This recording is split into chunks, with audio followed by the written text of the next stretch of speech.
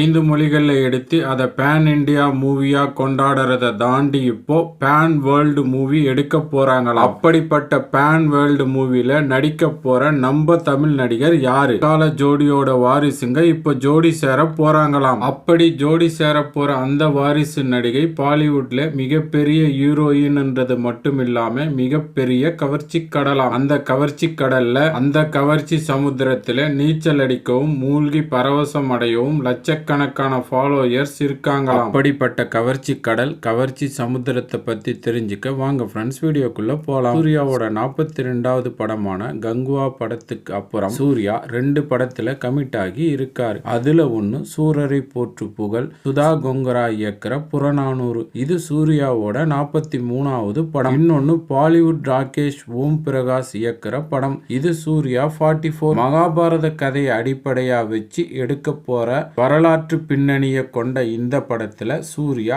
கர்ணன் கதாபாத்திரத்துல நடிக்க போறாராம். சூர்யாவோட 44வது படமான இந்த படத்துல சூர்யாவுக்கு ஜோடியா மறைஞ்ச முன்னணி நடிகை ஸ்ரீதேவியோட மகள் ஜான்வி கபூர் நடிக்க போறாங்களாம். சூர்யாவோட அப்பா சிவகுமார், ஜான்வி கபூரோட அம்மா ஸ்ரீதேவி. சிவகுமாரும் ஸ்ரீதேவியும் ஜோடியா நடிச்ச கவிக்குயில், சாய்ந்தாடம்மா சாய்ந்தாடு படங்கள் இன்னைக்கும் பேசப்படுற மாதிரி அந்த கால ஜோடியோட வாரிசு ஜோடியான சூர்யாவும் ஜான்வி கபூரும் பேசப்படுவாங்களான்றத பொறுத்திருந்துதான் பார்க்க. இந்த சமயத்துல ஜான்வி கபூரை பத்தி ஒரு விஷயத்த சொல்லிடுறேன், இல்லைன்னா எனக்கு தூக்கம் வராது. ஜான்வி கபூருக்காக படங்கள் ஓடுதோ இல்லையோ அவரோட கவர்ச்சிக்காக அவரோட இன்ஸ்டா மற்றும் சோசியல் மீடியா பேஜ்ல எக்கச்சக்கமான ஃபாலோயர்ஸ் இருக்காங்களாம். பாலிவுட்ல இவங்க ஆகச்சிறந்த கவர்ச்சி கடலாம், கவர்ச்சி சமுத்திரமாம். இப்ப இந்த கவர்ச்சி கடல் வேர்ல்டு வைடு தன்னோட அலைய வீச போகுதுன்னு தான் சொல்லணும். ஏன்னா பேன் வேர்ல்டு மூவில நடிக்கிறதால